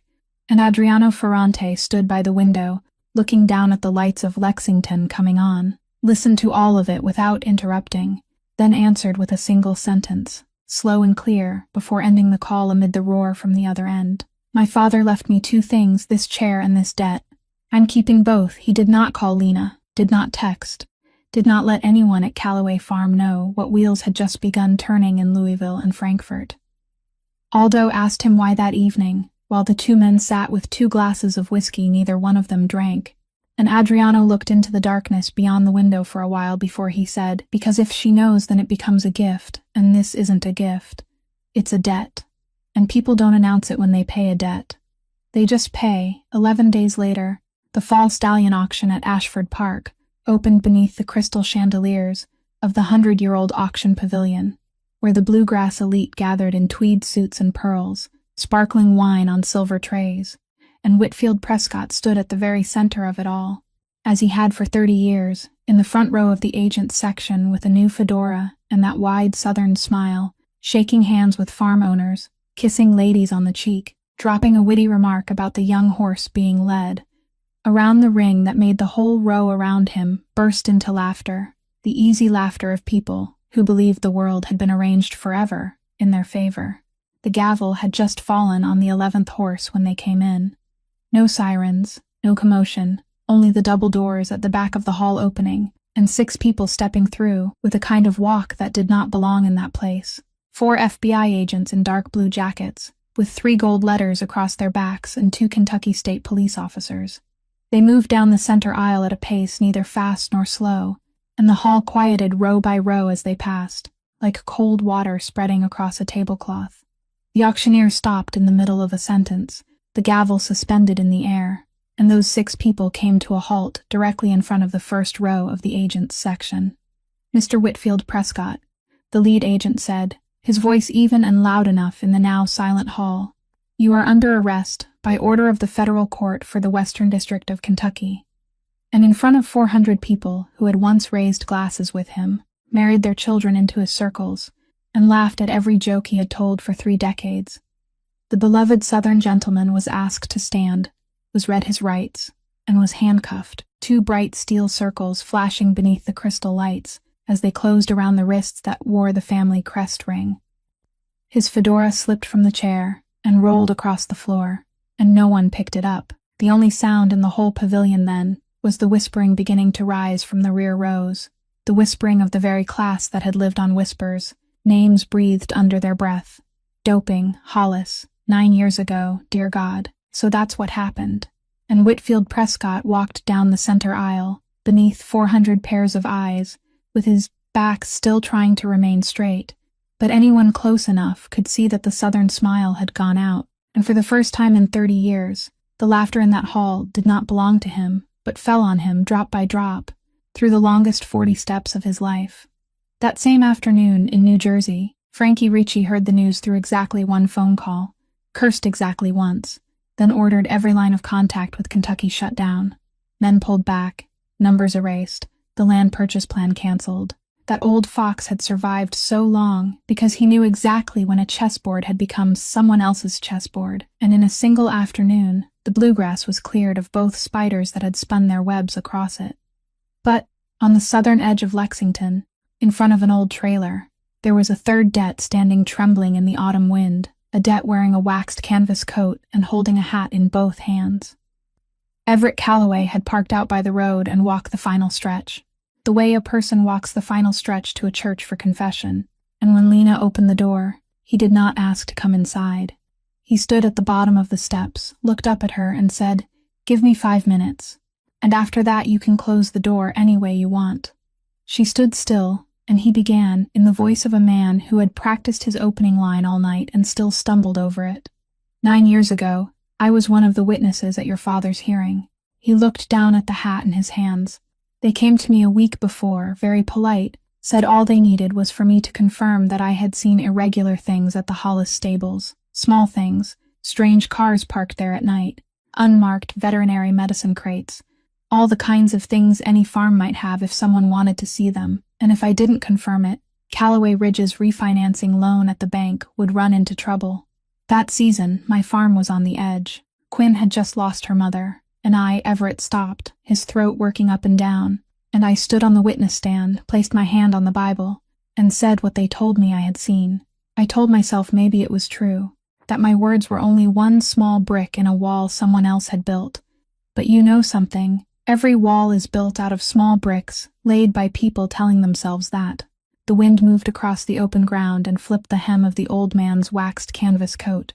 "Then your father died," he went on, softer now, "and I didn't go to the funeral. I didn't dare. But 2 years ago, when a girl with the Hollis name came to my farm looking for work, I hired her at once without asking for references, and I paid you wages all these years. Not out of kindness, child." He lifted his head, and the eyes of the 68-year-old man were red in the evening light.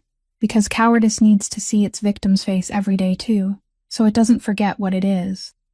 Lena stood on the trailer steps, her arms folded over her chest, not because of the cold, and she listened to all of it without interrupting once. Her face did not soften, did not harden. It was only tired in the way of someone who had just been handed one more stone for a backpack already full. When he finished, she stayed silent for a long while, long enough for the old man to prepare himself for the door to slam shut, but the door did not close. "I don't need anyone's apology," she said at last, her voice low and flat. "Not yours, not his, not anyone's in this state." She looked past his shoulder toward the horizon, where the lights of Lexington were beginning to kindle in the dusk. "I need my father's name written back the right way. That's all." Then she stepped back inside and closed the door, not slammed, closed. And Everett Calloway stood for a while longer before the lighted trailer, put his hat back on, and walked back out to the road in the evening shadows. Lighter than when he had come by exactly the weight of one secret, and heavier than when he had come by exactly the weight of an answer, 3 weeks after the arrest at Ashford Park. A thick envelope bearing the seal of the Kentucky Horse Racing Commission was delivered by certified mail to the trailer on the southern edge of Lexington, and Lena Hollis sat on the edge of the bed and read it 3 times from beginning to end, the dry administrative lines she had memorized from the first reading, based on new evidence transferred by the FBI Louisville office, based on testimony from relevant parties in the pending case. The Commission hereby vacates the full disciplinary ruling, issued 9 years earlier against Mr. Wade Hollis, restores his trainer's license posthumously, and removes his name from the permanent list of violations, along with, on the final page, 1 line no administrative document was required to include, but someone in Frankfurt had decided to write, "The Commission extends its deepest and belated condolences to the Hollis family." On Saturday afternoon, she carried the decision out to the small cemetery on a hill in Woodford County, where her father lay beneath a plain gray headstone, carved only with his name and 2 years, the November hill already stripped of nearly all its leaves, and she sat down on the dry grass beside the grave as though sitting beside a person, not kneeling, not standing at attention, sitting. The easy cross-legged way she and her father used to sit on the training fence, at lunchtime eating sandwiches long ago. She placed the decision on the stone before the headstone, held it down with a pebble, then opened the leather pouch and left the flap open so the scent of cedar could rise and mingle with the smell of dry grass, and she began to tell him, in an ordinary voice, the voice people use to tell stories in a kitchen, without choking once. "Dad, let me tell you something. It's a long story. There's a black horse, you know him. He has that star whorl between his eyes. He's the worst behaved horse in Kentucky, and he remembered you for 9 years. And she told him everything, about the ear turning toward the sound of her broom, about the 5 o'clock morning beside the stall bars, about the night of the fire and the smoke-filled corridor, about the photograph she had finally dared to turn over, about her mother and the pencil drawings filled solid black with the star whorl. Mom hasn't forgotten, Dad. She just put it somewhere too deep. And about the paper lying under the pebble. They wrote it back, she said, 9 years late, but they wrote it back. Your name is clean now, just like the day you taught me to saddle a horse for the first time. Wind ran across the hill and lifted the corner of the decision like a small waving hand. Lena sat there for a long time after that, until the sunlight had tilted fully west. Then she stood, brushed grass from her pants, laid one hand on the top of the headstone, the way people pat one another on the shoulder, and walked down the hill. Early the following week, the old lawyer Castellani called her as a matter of procedure, to confirm that the family had received the decision and ask whether she had any further legal requests. And at the end of the call, when Lena asked the question she had meant not to ask, "Sir, where did that new evidence come from?" the old man went silent for a long stretch in the way only a lawyer can, then said, "I'm bound by confidentiality with my client, Miss Hollis. I can only say the file was submitted by a voluntary cooperating source, someone who understood very clearly the price of submitting it, and I've practiced law for 40 years, Miss Hollis. And I've never seen anyone pay that price with such a straight back. Have a good day." He did not say the name. He did not need to. Lena stood in the middle of the trailer with the dead phone in her hand, and every piece fitted itself into place. His 3 days of silence before the confession, the way he had said I held it for 3 days, and those 3 days were theft, and the absolute silence since then. Not one call, not one message, not one bouquet of flowers. The man who could price everything had paid the greatest debt of his life, in the only way that kept it from becoming a gift, in silence. She found him on Wednesday afternoon at the farm, where he still came every day to oversee the rebuilding of the burned hay storage, even though no one mentioned the horse purchase anymore. She saw him standing alone at the fence of the western round pen, no vest, shirt sleeves rolled, watching ombre graze in the pale sunlight, and she walked over to stand beside him at the fence, 1 arm's length away, both of them looking at the horse, not at each other. "I spoke to your lawyer," she said. "He talks too much," Adriano answered. "He didn't say anything at all," she said, and that was enough. The black horse lifted his head and looked toward them, then lowered it to the grass again, reassured. "You didn't ask for forgiveness," Lena said after a while, her eyes still on the horse, "so I didn't bring it. I brought this." She drew from her coat pocket a page that had been carefully removed from the spine of the brown leather journal and handed it to him, and Adriano took it with both hands, the way someone receives a memorial photograph. On the page, in Wade Hollis's firm, slanted handwriting, he had written about a 6-month-old black foal, the day it startled at the sound of a slamming door and would not let anyone come near for 3 days. And the final line on the page, underlined once, "Trust can't be trained with a whip, and it can't be bought with grain. It only comes one way. You stay, day after day, until it believes you aren't going anywhere." Adriano read the page twice, and the man whose hand had never trembled while signing anything held that thin sheet of paper with the care people give to the most fragile thing ever placed in their hands. "He was better than my 3 East Coast experts put together," he said at last, his voice a little rough. "He was better than everyone put together," Lena said. They stood beside each other at the fence for a long while after that, both arms resting on the top rail, a handspan between them, then half a handspan when she shifted her weight, and neither of them moved away. The black horse grazing in the afternoon sun, the November wind running along the valley, and the distance between their 2 hands on the fence rail, for the first time after everything, measured only in millimeters, not touching, not needing to touch yet, only 2 hands staying on the same piece of wood, this day. And as both of them silently understood, day after day to come, the idea came from Quinn, as most of the right ideas in this story did. The girl had heard Lena talk about the pencil drawings in the nursing home, and asked in that blunt, straight-ahead voice of hers, "So why don't you let her meet the real horse?" And Lena had opened her mouth to explain about her mother's illness, about how the trip would exhaust her, about the risks of a cold afternoon, then closed it again, because she suddenly realized she was listing the reasons for fear, not for love. She asked the nursing home doctor, a woman with salt and pepper hair who had cared for Ruth for 3 years, and the doctor said what medicine knows but rarely says aloud. "At this stage, Miss Hollis, there's nothing left for us to cure. All we can do now is make room for moments. Your mother is clearest in the early afternoon. Stimulation tied to old memories can sometimes open a door medicine can't open. Take her, dress her warmly, and don't expect, just receive." On a Thursday afternoon in early December, one of those rare days when the sky was clear and the wind had gone still, the Meadowbrook van stopped in front of the yard at Callaway Ridge, and Lena pushed her mother's wheelchair down the ramp. Ruth was wrapped in a gray wool scarf, wearing a knit cap, small as a winter bird, her distant eyes drifting over the farmyard, over the stable row, over the people standing far off and trying to pretend they weren't looking. Everett by the office door with his hat in his hands, Quinn on the round pen fence, and at the far edge of the yard, beneath the shadow of the tack room roof, Adriano Ferrante standing with his arms folded, far enough away not to belong to the scene, close enough not to take his eyes from it. Lena pushed her mother's chair down the stable corridor toward the western round pen, speaking little things that needed no answer. "Beautiful day, isn't it? Almost there, Mom." And Ruth nodded drowsily to the rhythm of the wheels, until they rounded the corner of the storage room, and the round pen opened before them. Pale gold afternoon light spread over the faded grass, and in the middle of the pen, the black horse stood there, unbound, unheld, lifting his head from a patch of grass the instant the sound of the rolling wheels reached his ears.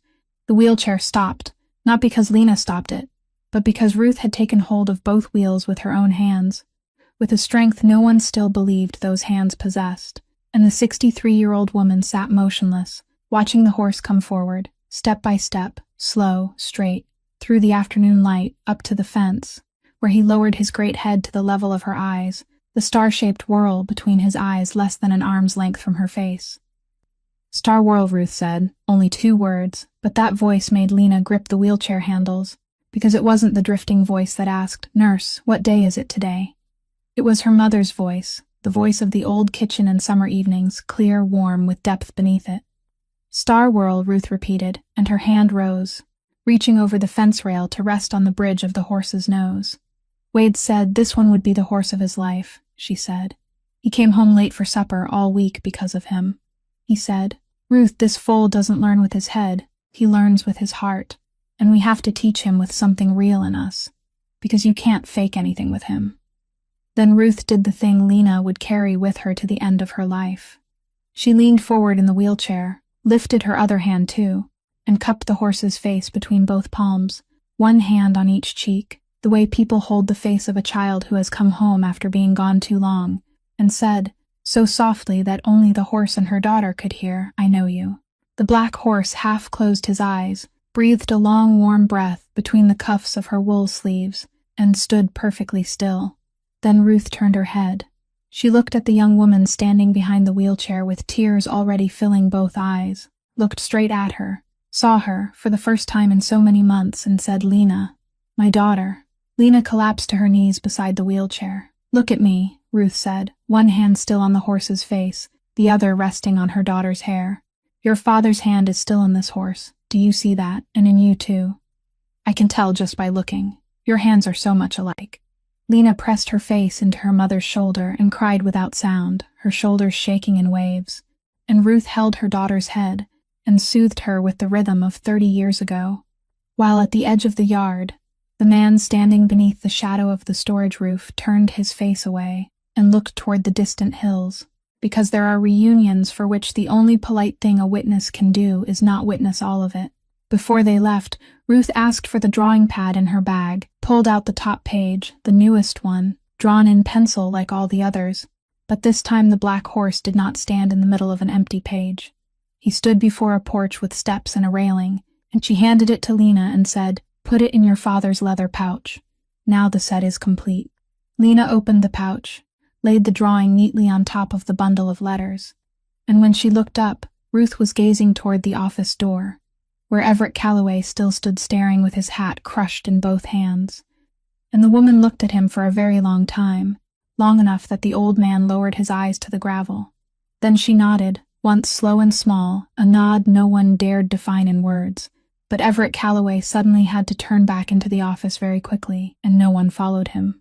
On the way back to the van, halfway through a conversation about needing to bring more carrots next time, Ruth's voice suddenly softened by 1 degree, and she looked around the farmyard again and asked, the mist already beginning to settle over her voice once more, Nurse, are we going home now? I'm a little tired.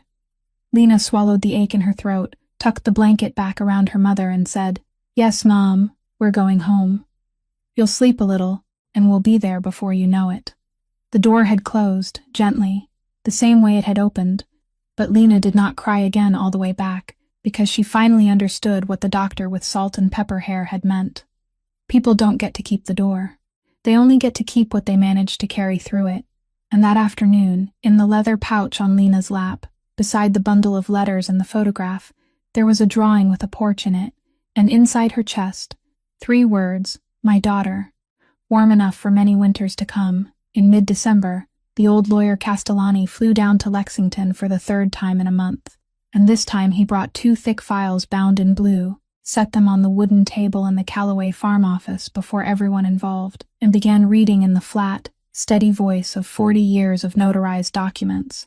The first document was short, only 3 pages, a transfer of ownership for a 9-year-old black stallion, registered name Ombra, from Mr. Adriano Ferrante, who had completed the purchase of the horse from Calloway Ridge at the original agreed price, not reduced by a single cent, to Miss Lena Marie Hollis. Form of transfer gift, transaction value, $0, attached conditions. Mr. Castellani turned the page, none. Lena looked at the word none for a long time, then looked at the man, standing by the window trying to appear concerned with the scenery, and she signed, in the straight, firm handwriting inherited from a horse trainer. The second document was much thicker, and as Castellani read, the room grew quieter with every line. A new trust fund legally registered in the state of Kentucky. Initial capital, contributed from the audited personal assets of Mr. Adriano Ferrante. Not $1 of it tied to the old structures in Philadelphia. Castellani emphasized this point by looking over his glasses at the entire room. This fund purchased the full debt of Calloway Ridge from the First Bank of Lexington, permanently removed the threat of foreclosure, and restructured the farm into a non-profit operating under a new charter, registered name, the Emilio Ferrante Equine Therapy Farm. Purpose: rehabilitation through equine therapy for veterans and children needing special support, with letters of agreement already in place, with Lexington Veterans Hospital and 2 nearby school districts. The charter stated 3 things that everyone listening understood had not been written by the lawyer but by the founder himself. First, Every current member of the farm staff would be retained under new contracts, with wages matching those of the larger bluegrass farms, meaning nearly double their old pay. And the people in faded uniforms who had once stood along the wall on that October morning now had each of their names listed in the contract appendix. Second, the position of training director would be offered to Miss Lena Hollis, daughter and student of trainer Wade Hollis, whose license had just been restored by the commission. And when Castellani read that part, Lena had to lay her hand on the tabletop, because it was the very title her father had promised to give her on her 20th birthday, the birthday that never arrived the way it should have. Third, the farm would accept its first official training apprentice, with a proper apprenticeship stipend under state labor law, Miss Quinn Calloway, 12 years old, to study outside school hours under her grandfather's guardianship. And Quinn, who had been listening from the doorway, made a sound that was half sob and half cry of joy before running out into the yard, where people later saw her standing for a long time, with her face pressed into Ambra's neck by the fence. Everett Calloway was invited to stay on as operations advisor, to keep the main house, to keep the Calloway name on the boundary marker beside the farm's new name, and the old man heard it with his head lowered, understanding exactly what it was, not a reward, but the kindest sentence anyone could have handed him, to stay, to work, to pass each day through a stable named for a lost brother and a cleared father, a paying for his wrong with the only thing left in his life, labor. The other names in the story closed their files in different places. Boyd Latham signed a plea agreement in the second week of the month, trading full testimony for a lighter sentence that was still long enough for his hair to go gray in federal prison. Frankie Ritchie sent a brief message through intermediaries to Philadelphia, essentially saying New Jersey had no dispute with the Ferrante family, then vanished from every Kentucky radar as though he had never existed. Whitfield Prescott's trial was set for spring, with a witness list that grew longer every week, because when a 30-year tree falls, people finally see how many things it had been pressing down. Aldo Greco's name appeared in no document, and it did not need to. He remained where he had stood for 40 years, behind Adriano's right shoulder, except now people often saw him down at the stable feeding carrots to the horses and talking with Quinn about note-taking techniques. On the afternoon the papers were signed, after everyone else had gone, Lena found Adriano where she knew she would find him, at the fence of the Western Round Pen, and she asked the real question, not a polite one. What about Philadelphia? He was silent for a long while before answering. The council isn't finished with me. The Kentucky Channel is closed, but there are 6 others, and old contracts, old people, old debts. I'll have to go back and take them apart one by one.